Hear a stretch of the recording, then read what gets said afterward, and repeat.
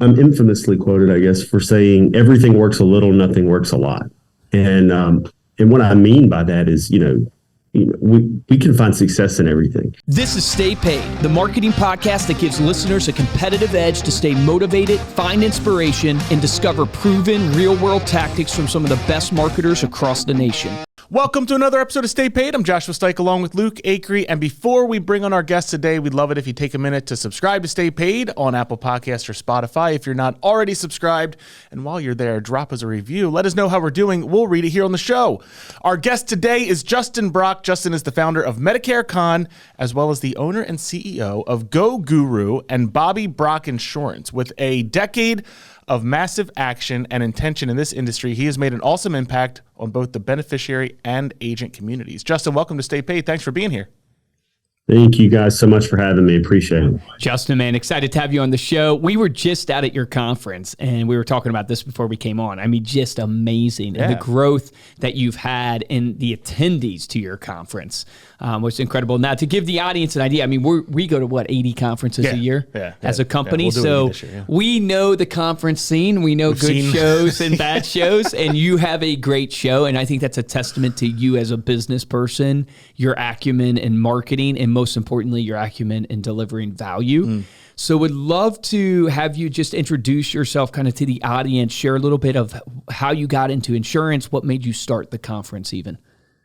Yeah. So we started out getting out of the Marine Corps. I was in the Marine Corps for 8 years and was just trying to replace my income in the insurance world. My dad was an insurance agent, and I'd seen him go from struggling poverty as a kid to be kind of entering that middle class. And so that was the goal, really, was just like get into a middle class world where I'm not having to worry about, poverty and struggling. But getting into this industry, it's the sky's the limit type of industry. And it kind of unlocked a little bit of like, wow, for the first time in my life, the harder I work, the more I prosper. And there's a lot of reward, and those rewards have changed over time. But early it was how many people can we help with Medicare and health insurance, and as those niches started to kind of expand horizontally, we were able to help people with different things, the Affordable Care Act, life insurance, whatever. And then eventually, in 2000, around the end of 2017, I was having a lot of success with Facebook ads and just tremendous amounts of success, to the point of like never realized. I remember my dad, who was like kind of an old school, calling out of the phone book when it was legal, showing up to people's houses and did well doing that. But I remember one week in AEP of 2017, I wrote 72 policies myself in a week. And he was just like, because he kept telling me, oh, that won't work. And eventually he was like, okay, apparently I don't know anything about the industry anymore. You're now the expert. So, and so we kept, persisting through that. And I used to listen to guys like, and I still do, maybe past needing the advice, but they're, a little guy by the name of Gary Vaynerchuk. Yeah. That little guy. Used to say, just document things and put it out there. I think Russell Brunson would talk about it too, like just document it without like worrying about what the end goal was. So we were having so much success, and I started participating in, online forums for fun and to learn. And it became clear that we had information that people could use. So we started a Facebook group, which has changed names a couple of times, and now it's called Medicare Monsters. Oh, nice. And just a free Facebook group, but it's got almost 12,000 agents in it now. And it started with the intention of just sharing and building community. And then we started kind of I started making some pretty low budget YouTube videos for a while, and people just started watching and reaching out and thanking us for things. And we had nothing to sell. We were just, building that community. And then over time, as it evolved, we started figuring out, how can we help these people, but also be able to turn this into more of a business. And I wanted to be different as far as I didn't want to be a marketing agency. I didn't want to sell leads. I didn't want to do that. I wanted to figure out what, kind of like you guys, you have a product, you have a service that's very defined and niche. And so we created a couple of things that helped out people, but Medicare Con actually came out of that. It started with, we were calling it the Medicare Gurus Mastermind. Medicare Gurus is trademarked by somebody else. So eventually we trademarked Medicare Con and started going with that. But it was meant to be a small event. And it's turned into a pretty big event because the appetite for an agent focused, event in the Medicare and health insurance space is big. There are some other events that are, good events, but just maybe not as focused. The subject matter is not as focused on the intermediate agent and smaller agency owner. Yep. And that's what we wanted to focus on. We that's who we were. We saw a lot of success. We went from, in 10 years, we're on pace for 15 million in gross revenue this year as a business. Jeez, and that's amazing, man. We've done that just focusing on adding value where we can, looking at it. Don't get me wrong, took a lot of massive action, didn't worked a lot of 80, 90-hour work weeks and things, but it's been adding value and trying to be, people of our word and really standing behind it to do the right thing, and both in the consumer space and the agent space. And so anyway, it's blossomed, man. This year's Medicare Con was really humbling because Medicare Con itself isn't great because of us. We try every year as a production or, by the subject matter we bring to the table, the people we get involved, the sponsors we get involved, to earn, the confidence that people who attend are giving us. But it's really good because of the type of people we're getting. We're getting good agents, and I think that you guys could see that. Like the sponsors were all floored at the quality of the individual. It was incredible. Yeah, it was incredible. I know Andrew, our VP of corporate sales, who is everywhere on the road, was just raving about it. And then he took a newer rep out there, Nauma, who's a beast in of herself, but she was just ecstatic through the moon. I think they even signed up like 65 new accounts out there, which for us at a show is phenomenal. 65 new people coming on as clients is unbelievable. And that's what we want, because when we pick our sponsors too, we're thinking, who are sponsors that are going to add value to these people? We don't there are sponsors we turn away, because we don't want, it's not because they compete with us. There are sponsors we allow there that compete with our business. That's not what it's about for us. We didn't build it so we could recruit everybody. As a matter of fact, we can't help all those people as our business, but Medicare Con can help facilitate, the right people in the room where there's somebody there for everybody. And I'm glad you guys did that, because I know that as a service, you're going to help those agents and those agencies retain more clients, get more referrals, and just grow a strong, real business. It's interesting because I hear three things when I'm listening to you talk. One is leading with value and not trying to sell anything, right? And it's like you always do sell something when you lead with value, right? Because that's what naturally happens. It's reciprocity. When you give, people just can't help but wanting to give back. And so that leading with value is absolutely critical. And then I'm seeing also this idea of just community, like from you. It's like when you create community, it's what's interesting. Josh and I just interviewed a real estate agent earlier today, obviously different industry, but she does a client event every month. And the more and more I think about her client event every month where she's getting people together, really what she's doing is she's creating a community of people that just come to support each other, come to give to each other, come to give back. And it creates almost this buzz around what's happening, which is unbelievable. And then, third that I kind of see in what you're doing is that the opportunity is in front of you and you just move on it. Like you just like you started the Facebook group, not with this massive goal. We're going to build a $15 million business.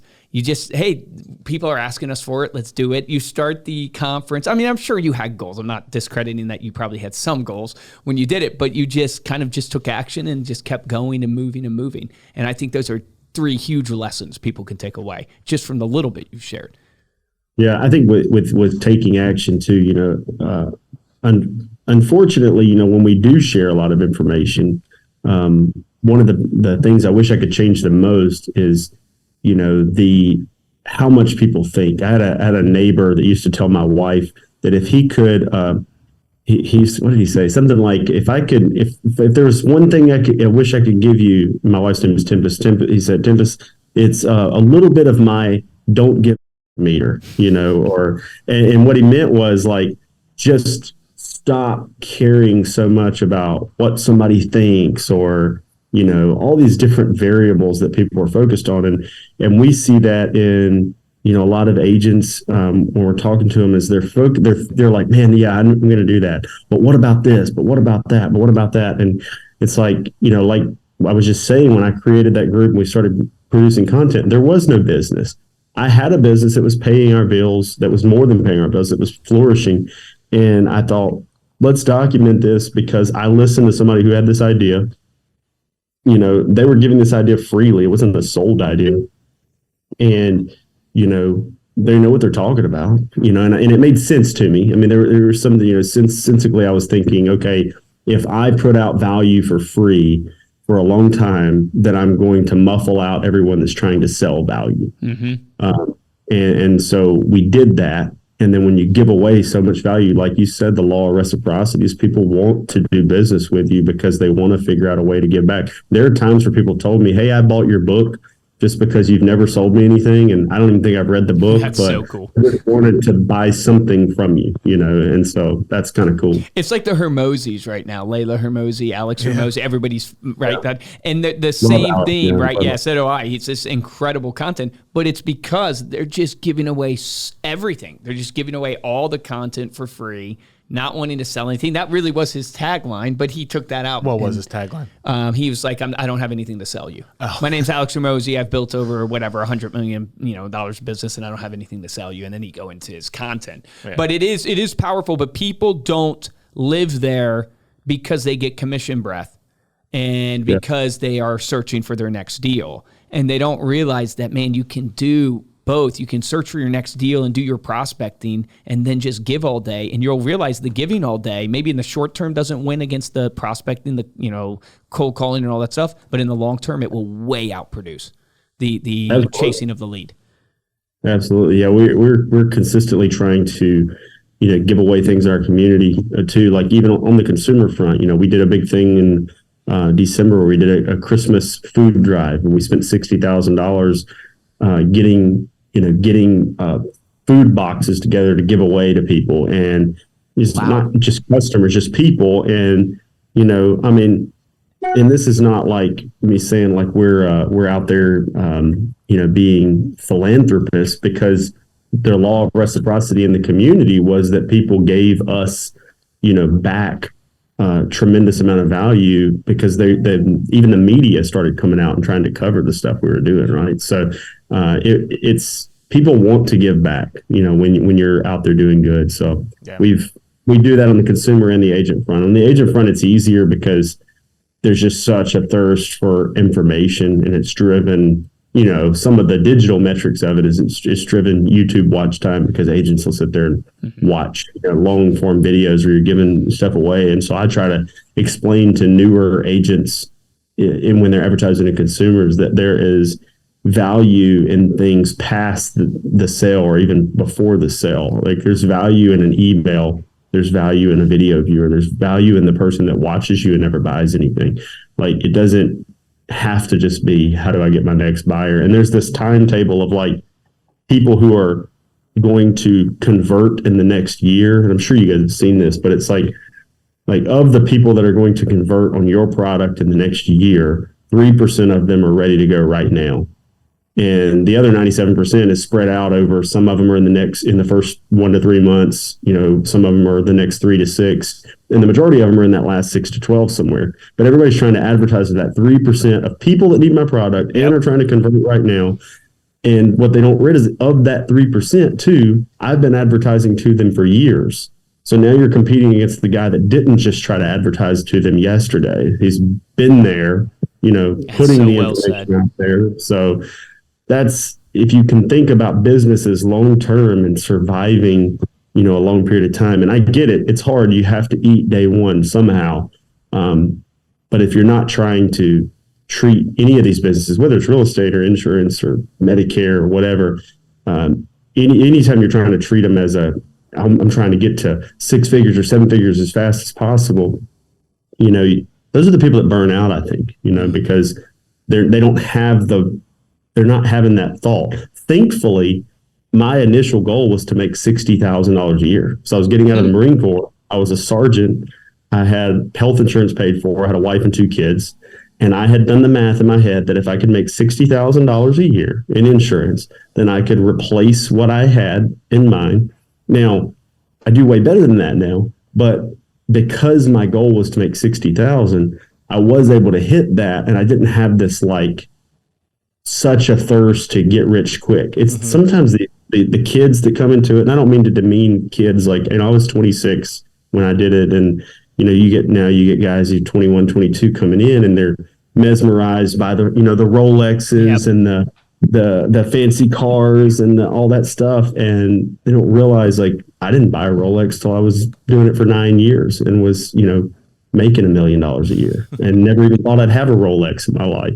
I didn't enter it for that. But when you enter it for that, I think it can actually weaken your resolve to be able to stand the test of time. Yeah, that's awesome. Well, let's talk about because you mentioned advertising, and how you're staying in front of people that might be using your services. What are you seeing in the marketing space? Are you still running Facebook ads? Is there anything other type of advertising that you're consistently running? So I'm famous. I'm infamously quoted, I guess, for saying everything works a little, nothing works a lot. And what I mean by that is, we can find success in everything. You have to stay the course. Now, in the pursuit of a long-term, advertising model or a long-term advertising strategy, you'll find honey holes like you do.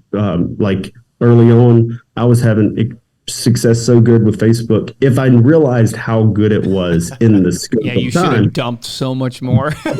Exactly. I would have taken loans out. I would have been hiring people from the homeless people to come in and answer the phone. We didn't know how good it actually was back then. Yeah, I had no idea. But in the grand scheme of things, and thankfully, it helped me get enough revenue to be able to afford what a true outlook on advertising was, and that was that if you stand the test of time, you'll be getting so much business from advertising you did, 5 years ago, 4 years ago, 3 years ago, 2 years ago, that it'll make up for the fact that your immediate return on advertising isn't adequate. And so I guess I don't mean that to be a disheartening thing. I think it's supposed to be, a realistic look at it. And I don't want to discourage someone for trying to find something that works better than other things. But right now we're using broadcast television. We're using OTT television. We're using Facebook ads, which work extremely well. And to be honest, I took a 2-year break from Facebook ads because I thought they sucked so bad. But now they're working really well for me. So OTT, for everyone, that's on the streaming platforms. So you're actually displaying the ads on when you watch Tubi or something like that, right? Yeah. Exactly. We'll do 55 to 70 on there, and we'll advertise health insurance and Medicare. If they'd let me target 64-year-olds, I'd probably do that. But most of them aren't that sophisticated in their targeting. But it's better than broadcast or cable TV where you're getting everybody. Yeah. And so, and you can do certain interest targeting. I'm not sure how accurate it is, but nearing retirement or planning for retirement or things like that. As far as Facebook, we don't get very interest targeting. We'll do health insurance from 26 to 64, and then we'll advertise to 64-year-olds, and then we do 65 plus ad sets. But then we do direct mail. Now, one thing we do is every one of these things that we're doing, we try to do in the same geo area to overlap. Okay. So if my budget is not set up for the entire country to overlap on multiple platforms, then I'm not going to do the entire country or the entire state. I like to use DMAs because we started off with broadcast television. So broadcast television uses designated marketing areas. And so I took my designated marketing area and as a disclaimer, broadcast television is not for everybody. It may not be for anybody watching, but it worked out well for us in the beginning. And so if I took that broadcast television DMA where I'd built a brand, and it's just like a subset of counties glued together. If you looked at my DMA, it's a very oblong shape. It even tiptoes into Alabama and some nearby areas. But when we advertise now, Facebook has those DMAs plugged into it as areas you can target. So I'm targeting that exact overlap. I'm pulling those exact counties for data that we're mailing to. But we're putting all that in the same area so that every time there's that overlapping brand or message or picture of me, if I keep using me in it, but all of that is compounding brand equity to me. Yep. And that I'm a big believer in that. And I would say it's not even something someone should believe in. It's just real. And Alex Hormozy is one that I heard him talk about it one time in a YouTube. It's like probably one of the first times I ever heard him. He was talking about the biggest brands in the world do zero conversion marketing. They do it's all brand, Yep. And not that you can do that right away. You have to convert and you got to make money. But as you mature in your brand, everything should be focused on educating, entertaining, and branding, in my opinion. No, I would agree. I think the saying is like, if you want to get rich, you do direct response conversion marketing. If you want to get wealthy, you build a brand, right? Louis Vuitton, Nike, Apple, Microsoft, they are running conversion marketing. It's not like they don't do any, but the majority of what they do is brand-based marketing. And this is really important for like insurance, real estate, financial, because the reason why I always tell people it's because it's a trust-based business. And people want to trust an insurance agent they're going to do business with, a real estate agent, a financial advisor. That trust comes from the brand. The brand is how they see you, what they say about you. And that is usually what you have said to them. One key fact is you have a brand whether you think so or not. Like your brand is going to be there whether you control it or not. People have an opinion about you. So your best bet is to control it. And what you're saying about getting out on multiple frequencies is so key. We've shared it before on the podcast. Jason Pantana we had on. He's kind of a marketing guru in the real estate space mainly, but he talks about marketing as a whole. And he talks about the frequency illusion. And the frequency illusion is basically when you advertise on multiple different mediums. So print is a medium, TV is a medium, social media ads is a medium. They're all different mediums. If a consumer sees you in multiple places, they think they see you more than they do. So actually, there's a compound effect in psychology and the frequency illusion that they think they see you more than they do because they saw you on two different mediums, and now they think they see you everywhere. This. I've had people, we've had tons of people that'll come in and they'll say, I saw your ad in the newspaper. We don't advertise in the newspaper. Or we've heard it before, we heard you on the radio. Yeah, advertise on the radio, but because we're on TV, direct mail, Facebook, and then we're doing some display retargeting. When you're in all those, it's like every medium we're not in.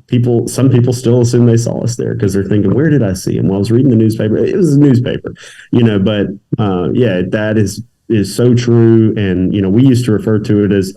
And this is just, it never took off, but we'd refer to it as the crosshairs of marketing. It's like to really get in the crosshairs of marketing, you needed to be seen in two different locations. Some people will advertise that you need to, or perpetuate the idea, I guess, that you need to be seen multiple times.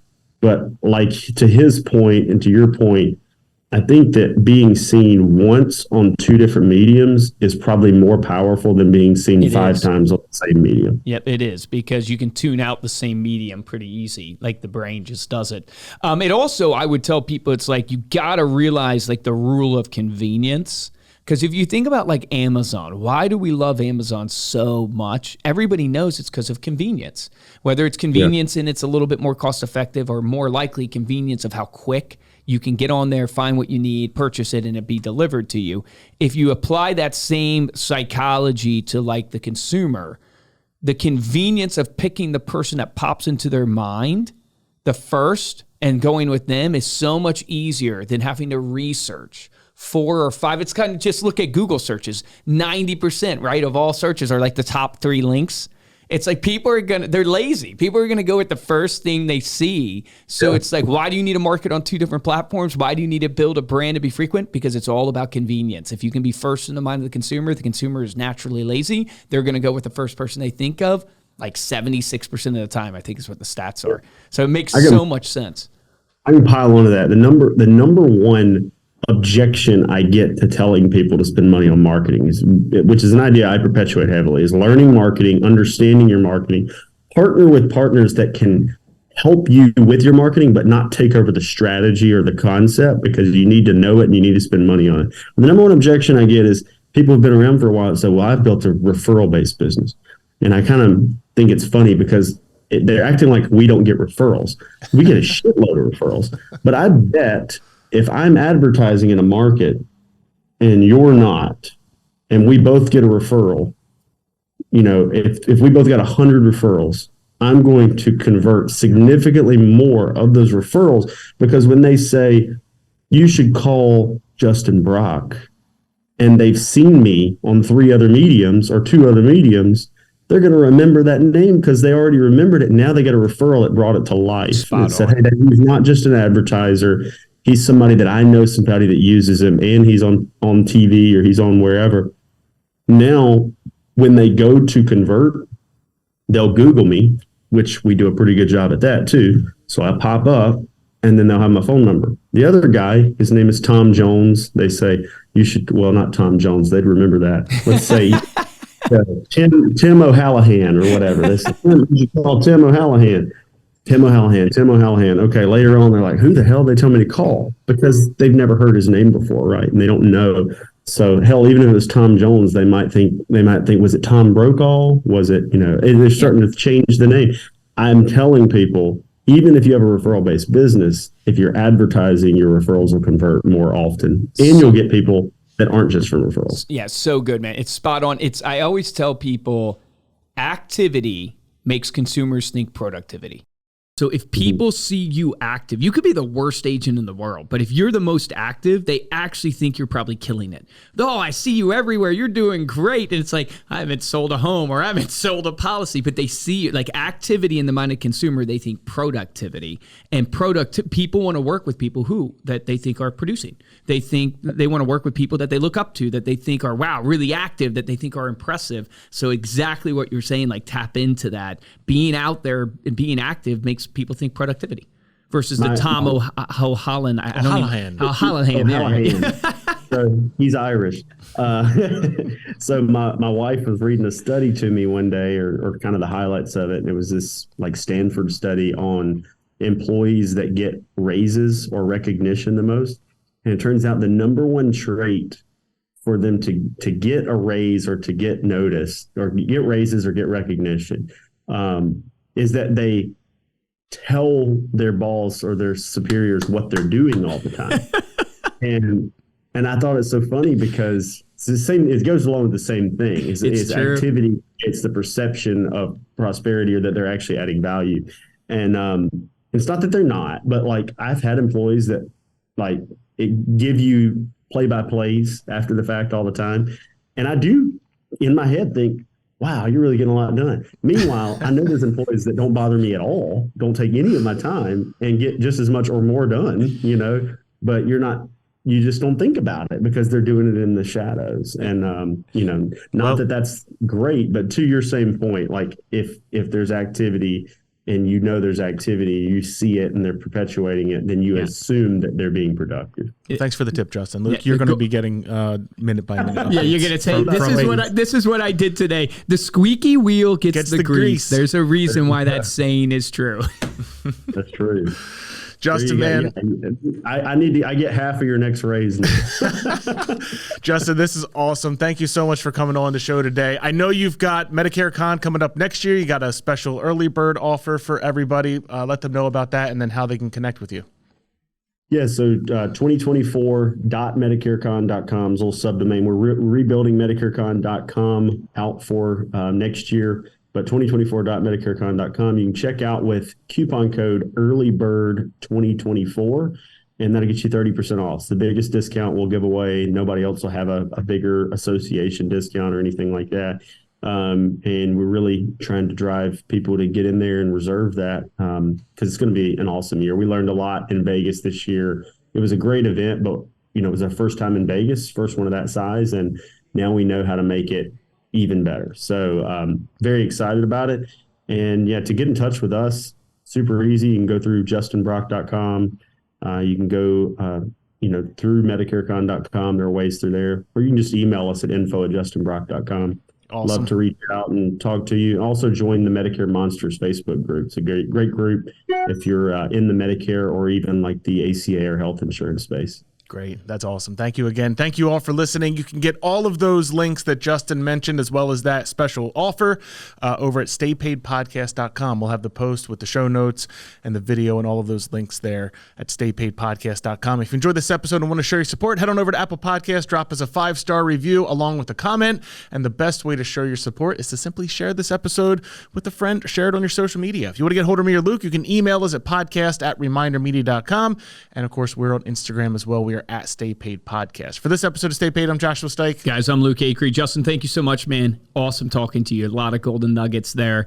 Here's my action item for people listening to this, right? You're hearing someone who's very, very successful in the insurance space, has now built a successful conference, right? And it's all been about just giving value, not trying to really sell people, even though that's ultimately what you get the reciprocity that takes place. My challenge to you today that you can 100% take action on is pick 5 people in your database today, and how do you give them value? And you could give them value by simply just reaching out and letting them know that you were thinking about them and that you appreciate them and you appreciate their friendship. That's one easy way that you can give value. But what can you do to your database today? Pick 5 people, send them a text message, a video message, thank them for being in your sphere, for being a friend. Remember, the difference between top producers and mediocre producers is top producers take action. Take action on that today.